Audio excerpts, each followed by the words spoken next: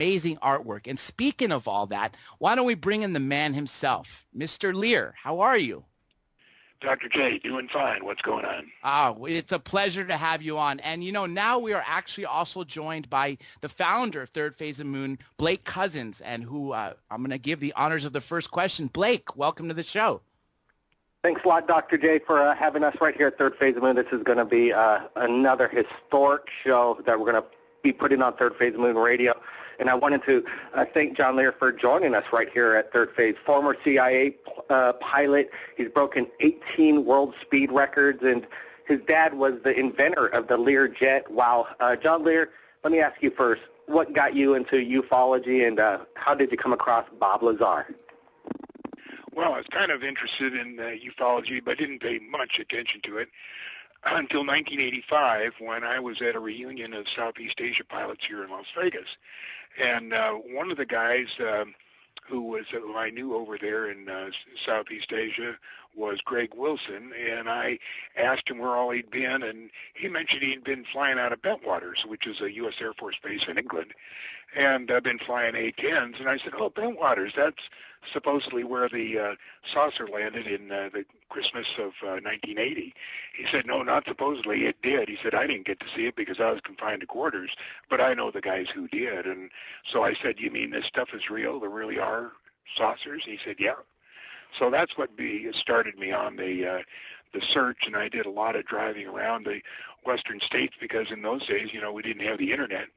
And ran into all kinds. It seems like everything fell into place. Everything I went to, I got more information, and then in 1987, a guy called and he wanted a copy of all my stuff, and I said, well, my wife is kind of irritated all the calls I'm getting, so I've kind of discontinued everything. He said, well, if you ever get around to it, I'd like a copy. If you do, I'm an appraiser, and I'll appraise your house for free or for trade.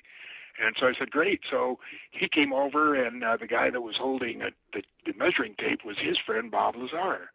And so Gene Huff and I, the appraiser, are talking about saucers, and Bob Lazar is rolling his eyes. He said, look, guys, he said, I worked at Los Alamos National Laboratories, and if there had been anything to this, I would have known. And so that was the summer of 87, and no, it was in 88. And during the next 3 months, 4 months, we gave him enough information that intrigued him, and he had left the scientific world, but he decided to re-enter, and he called his friend Dr. Teller, who was the father of the H-bomb, who he knew from Los Alamos, and said, I'd like to get back to work in the scientific world. And so Teller said, do you want to work with me here at Lawrence Livermore, Bob, or do you want to work there in Nevada? And Bob said, I want to work at Area 51. So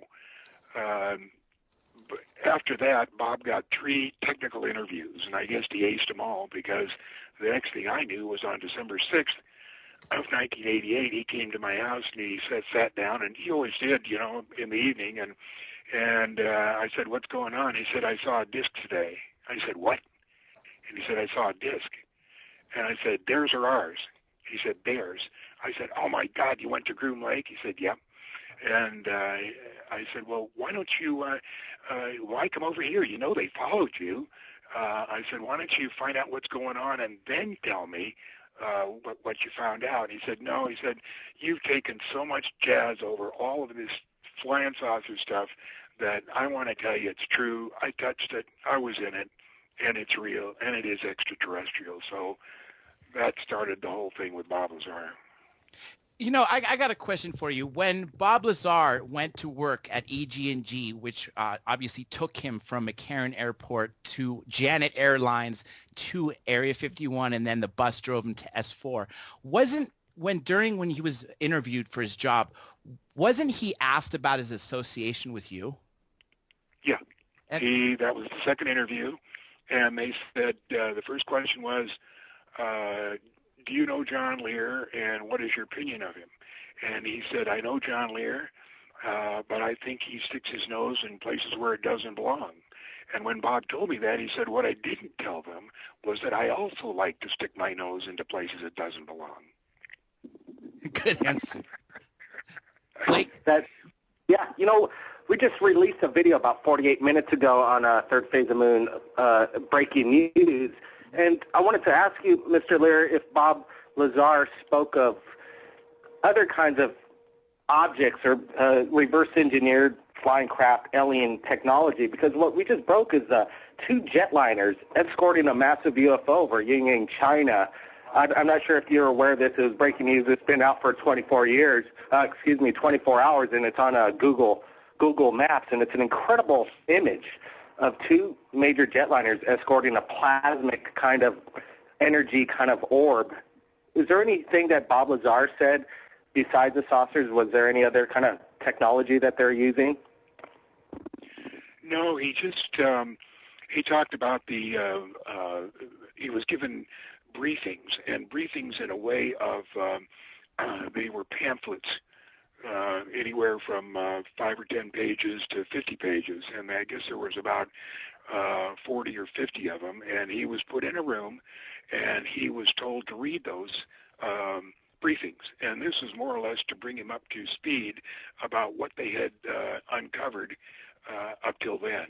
And these briefings were stapled about halfway through, and as his clearance was raised, the staples would be moved further back as he became eligible for more information.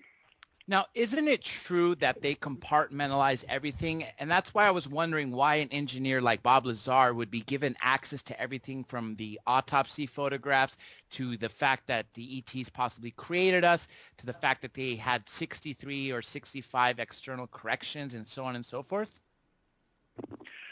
Yeah, well, the compartmentalization is true, and they do compartmentalize everything, which is why we don't make very much progress.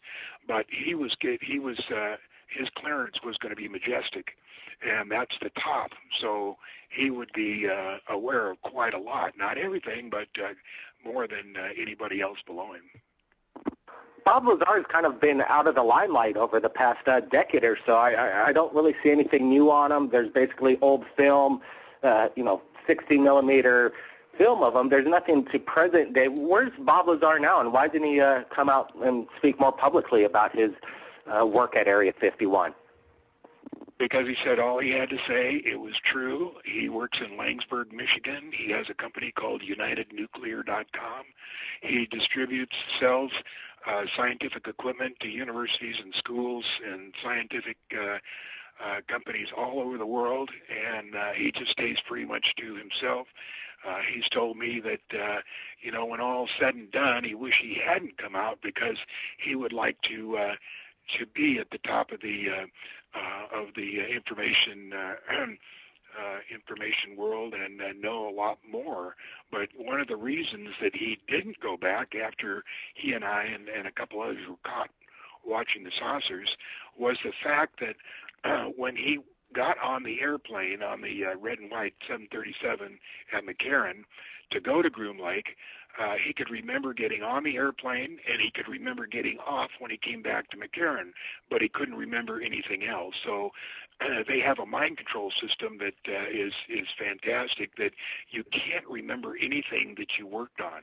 But more than that, it doesn't bother you. You don't go home and say, geez, I wonder what I did today, which was a problem before in the years before. But now they develop mind control to the point where you don't even remember what you did, and it doesn't bother you. What's the most shocking revelation that you got from Bob Lazar, from everything that he told you? I know he told you about what the crafts are powered and the fact that he saw an ET through a window, but what do you think was the most startling thing that you heard? I haven't thought about that, but I guess I knew pretty much everything or heard about everything. The most shocking thing, it was true that, everything was true. But one night in January of 1989, he came into my den, and usually what you did at night, and he's talking, and he gave me the high sign, which means let's go out in the back. I have stable and some acreage out in the back, and we didn't talk about secret things in my room because we knew it was bugged. So we went out in the back. We walked by the pool, and my wife was out there doing something. She's always suspicious of us, and she says, "Where are you guys going?" And we said, "Oh, we're just going to go out in the back, see something." So we went out in the back alleyway there, and he was just really excited. I said, "What?" He said, "John, you will never know what it's like to see your first alien." I said, "You saw him?" And he said, "Yep." And I said, "Couldn't have been a doll, couldn't have been a monkey, couldn't have been a fake anything?" "Nope." He said, "I saw it. I was being escorted by two military police along this corridor, and through this door there was a 12 by 12 inch window, and I looked through that, and there was two scientists in lab coats facing me, and a gray about 3.5, 4 feet tall facing them." He said, "No possibility it was a fake." Now, since then, of course, he said that I'm making it up, but I saw him once in Albuquerque about 3 or 4 years, no, more than that, five or 6 years ago, and we're just talking away, and I said, "Are you sure you don't remember?" And he said, "Yeah, I remember." So that confession to me was kind of neat. So he's going back and forth on his statements? Pardon? So is he going back and forth on his statements? Yeah, He said he doesn't want to mention. He doesn't want to mention that he saw a real alien because he's taken so much flack over just seeing a flying saucer. People aren't ready for that, and to actually say that he saw a real live alien is much more shocking to the public. So he didn't want to say that, and he doesn't like me talking about it, but so much for that. We did a show with Ron Gardner. He explained to us also about Dan Bursch, who said that he worked in Area 51 as well, and he knew all about the J-Rod. Is this the same alien that Lazar saw? Is this J-Rod? No, the J-Rod is something the government faked to make a simile, something that they could control, and say that this was actually the somebody from the future who somehow came back in time and needed our scientists to help fix him for whatever was wrong with his civilization, and then he left somehow. They went over to Egypt and went to the pyramids, and somehow he disappeared in a flash of light. No, I'm not buying the J-Rod story. Did you hear about any other extraterrestrials or a different species from Bob Lazar other than the Greys? Did I hear? No, I don't think so. I think the Greys are the only ones that he talked about. What other races do you know about that have visited Earth? Well, there's the government 20 years ago knew about 57 different races that were visiting Earth. There's 8 races that work up at Area 51. That's information that was 20 years old, so there's probably more now. Unbeknownst to the public, our universe wasn't the result of a Big Bang, and it wasn't born 17 billion years ago. It was infinite. It's infinite. So is our lifetime. When we're born, we're given a soul. That's forever. It never goes away. We may pass away from this lifetime, but we'll go on to the next one, and it goes on forever and ever. So the universe is infinite. Absolutely. I think it's basically it'll never end. There's nothing behind it. We have no idea how alone or not alone we are on this Earth because it's so massive.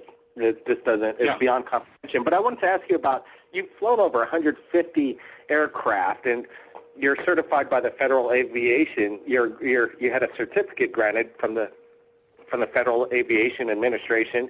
Was there any kind of protocol when you're flying for the CIA if you're ever to come across a UFO, and where would you report it to? No, there's no protocol. I never saw anything while I was working for them. My work was in Southeast Asia, the Middle East, Africa. In those days, I was busy flying the airplane, and that was way before I became interested in UFOs, which was in 1985. The work I did with them was between 1967 and 1970, when I ferried airplanes to Vietnam, Republic of Vietnam, the forward air control airplanes that were built in Wichita. And then in 72, 73, I flew in Laos for a cutout company, Continental Air Services, Inc., which was did the same kind of work as Air America. And then later in 77, did some work in Somalia. And then in 1982, 83, I did some work in Egypt.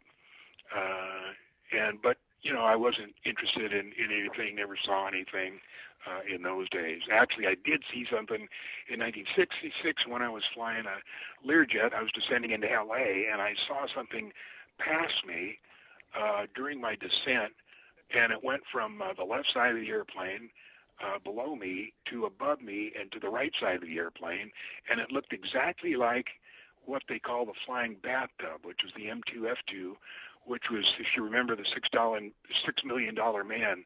That was the airplane that he supposedly crashed in. And that's what I thought I saw, but only later, when I became interested in UFOs, did I realize how ridiculous it was to have seen a highly technical airplane like that going through the approach corridor for Los Angeles. So that was definitely a UFO. Several years ago, when Art Bell was still a host of Coast to Coast, you did the ET briefing, and in there you mentioned, among other things, that the small grays are glorified robots, if you will, and you also mentioned that the Cold War was manufactured for the secret, to keep the secrecy. Can you tell us about that? Yeah, I think the Cold War was manufactured because in end of the World War II, it became evident that there was extraterrestrials. They had recovered several craft. Most people think Roswell is the first recovery, but the first recovery was 1941 in Cape Girardeau, Missouri, and there was probably some before that. But they knew what was going on, and in order to keep the public, they thought it was so serious. In order to keep the public focused on something else, they manufactured a war between us and Russia. And you'll notice that everything that happened in space was divvied up. The Russians didn't go to the moon; they went to Venus. We split up the duties of going, and of course they didn't go to the moon. We didn't go to the moon either. That was all a hoax, not a hoax, a scam. There's no possible way that we could have gone to the moon, but they got away with it, and it's been a secret for, 40 years now, and that's the way it went. So as far as we just also Grays, posted, what about the video from China when China just landed their rover on the moon?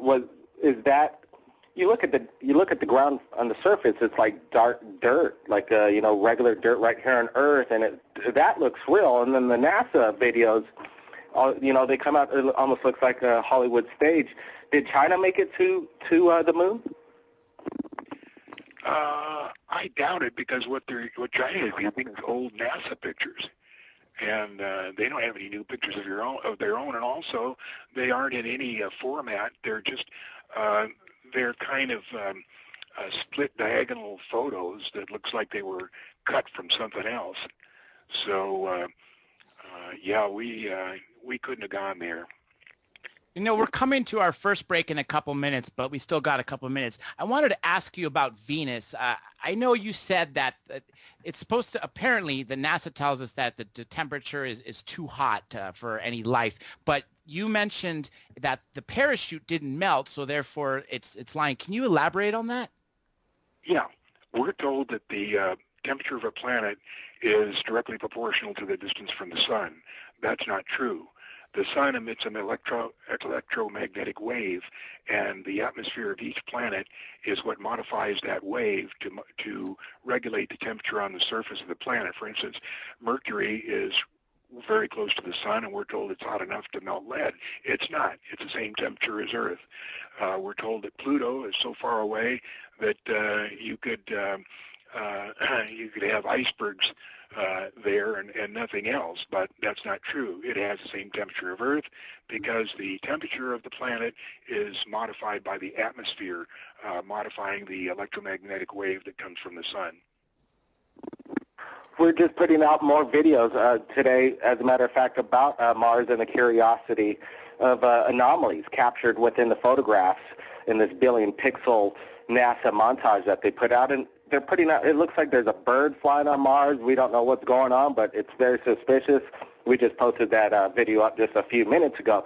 But I also wanted to ask you if you were aware of Bill Dana. You know, he's 83. He flew the X-15 rocket. He was going faster than a speeding bullet. He died at 83 today, and he also worked for NASA. Did you ever come across Bill Dana and talk about his beliefs in UFOs?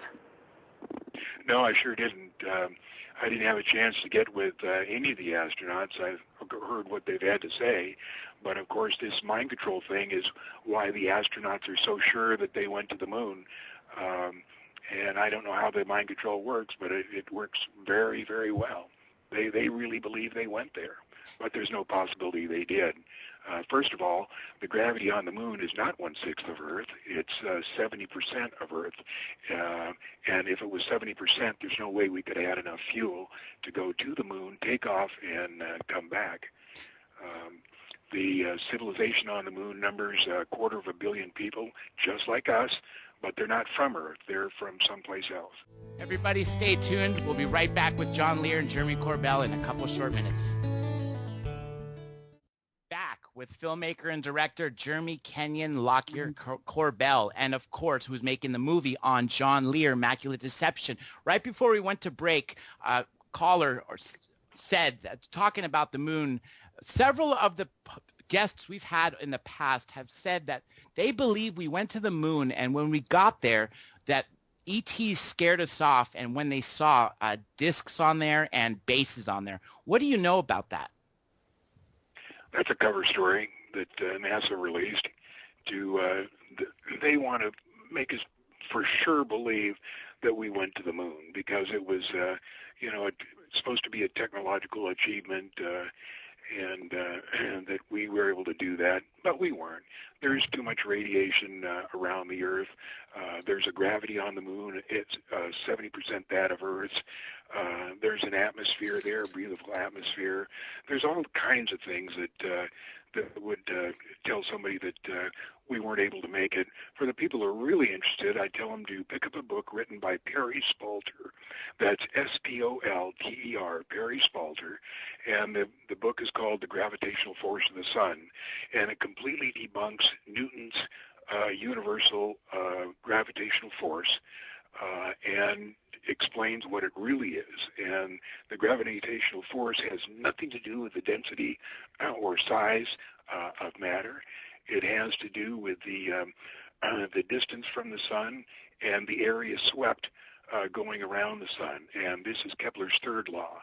And if you read Perry Spalter's book, you'll understand that Newton was wrong, and that the gravitational force on the moon could very well be 70%.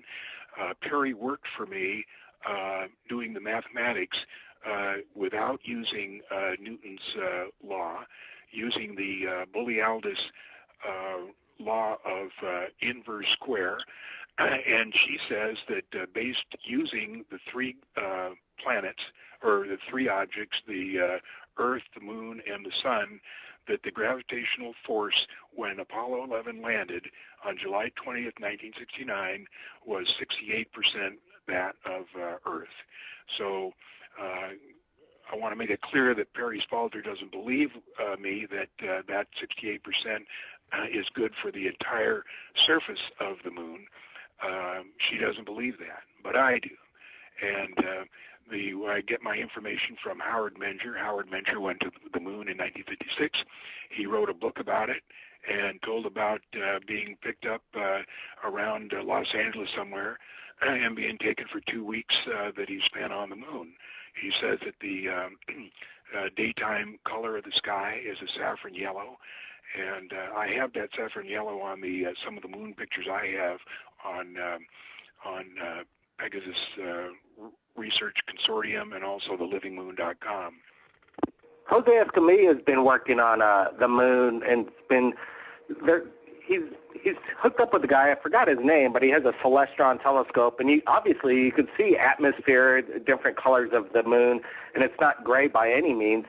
And we've also spoken with an astronaut, thanks to Dr. J for hooking up the incredible historic interview we did with Mr. Edgar Mitchell, the third mission to the moon, and he claims that he went to the moon and back, but he also believes that there are bases on the far side of the moon. So what do you think about that? Well, there's not bases. There's cities all over the moon. I've got pictures all over my wall of pictures on the near side.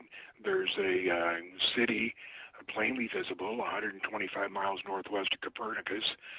There's one in the Damaso craters. I mean, they're all over the place if you take the time to look. Now, you aren't going to find them looking with a Celestron telescope, even if you have 21 inches. What you're going to do is have to look at the pictures that were taken by the Lunar Observer satellites that went up between 1965 and 1967. And they were published by NASA before they knew how many cities were up there. And they didn't do a real careful job of airbrushing all the cities. So we can see them by then. As far as seeing an atmosphere with a Celestron scope, you're not going to see it because the atmosphere is maybe a mile or two above the surface, and you're just not going to see it, that kind of atmosphere with a Celestron scope. Aside from the moon, where else do you think in our solar system is habited? Every single planet that's in our solar system, and there's 40 different planets. We're only told about 9. The NASA knows of about a few more, but they're not ready to tell us about all the ones that there are. Every single one of the 40 and their moons has civilizations. Our solar system is chock full of civilizations. Some of the people there look like us, some don't. The Sasquatch, the Bigfoot, comes from Mars. And whatever I don't know what they're doing here, but that's where they come from. Venus has billions of people there. So does Saturn, so does Neptune, so does Uranus. All of them have civilizations. But for whatever reason, we're kept in the dark and not told about any of that. You mentioned earlier in the show that there's these NASA brainwashing techniques to compartmentalize the astronauts' brains so they're trained not to reveal that their mission to the moon was a fraud.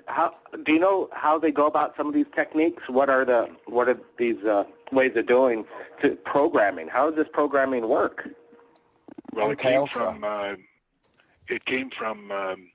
the Nazi Germany at the end of World War II. We let 3,000 SS and scientists in, and that was Project Paperclip, and that was managed by Allen Dulles, head of the CIA, John Foster Dulles, his brother, who was Secretary of State, and Eleanor Dulles, who was head of the Berlin desk for the U.S., and they brought in 3,000 of those people, and the first thing they did was take over NACA, NACA, which became NASA, and they ran the entire program. They probably still do, but they brought with them the techniques of mind control that they had worked on and completely made them much, much better. Now they came over in 49, 50, and so they would have had, let's see, 50, 60, 70, 80. They would have had 40, 50 years to improve that mind control technique. And it was certainly clear when Bob told me about not remembering about his entire work at S4 for those 2 times he went up there, the last 2 times he went up there, that they have really have made progress in the mind control. You know, it is my firm belief that because of all this talk after Bob Lazar came forward about Area 51, that things are no longer kept there because it's public knowledge. And obviously there's got to be new secret bases. And I've heard you say Dulce, and there was a firefight, of course, which I'm hoping you could talk about, and Sandia. Can you talk about those? Sure. Back 20 years ago, there was 32 air access only bases. Air access only means you can't drive there, or the only way you can get in there is by air, and that's how they take care of the security. But the ones that I know about now are, when Area 51 was built, but kept more secret. It's 40 miles south of Wendover, Utah, in Nevada, and it's just to the east of Highway 93 or 95 as it goes up to the border there. And it's hidden by holograms, and holograms are used to project scenery or something to hide whatever they want to hide. Now, Sandia is halfway between Tonopah Test Range and Groom Lake, and it started in 1980, building it, and they took off half the mountain there on the Paiute Mesa, and put the base inside, and then put the rest of the mountaintop on there. And that's where the laboratories and all their offices and stuff are. Then about 20 miles north of that, right out in the desert, is where they have their new runways. They have 2 parallel runways with a huge long hangar in between them, so that they can operate secret programs without everybody seeing what's going on. In other words, on the east side of the hangars, they can use that runway and keep it classified from anybody on the other side of the airfield. So Sandia was operational in 1985. They had to figure out a way to get 2,000 or 3,000 people to work every day, and they couldn't get more airplanes because people would be suspicious of why they needed more airplanes, and they couldn't use buses or cars because it took too long to get up there. So what they did is they built an underground high-speed train, which has its terminus at McCarran Field. You walk over to underneath the Luxor casino, and there's a secret elevator that takes you down to the train. You get on there, and it makes one stop at the Bellagio, and people get on at Bellagio, the people that work at Sandia, and then they go direct to Sandia from the Bellagio. Now, in 2004, they were making an additional track to this secret train, and they accidentally hit the power grid for Bellagio and knocked the power out for 3 days. Well, this is unheard of because casinos have to have backup power because there's so much money rolling around. But for some reason, they had no power for 3 days. They had to send all their guests to other hotels, and then they had to keep it a secret what happened.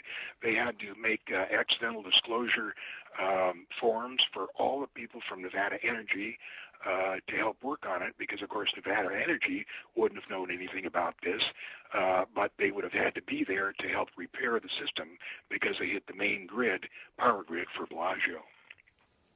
That sounds like one of the biggest massive cover-ups around, to go to every single casino in Nevada and say, hey, look, you're going to sign this non-disclosure agreement and not talk about it. We have an unidentified flying object.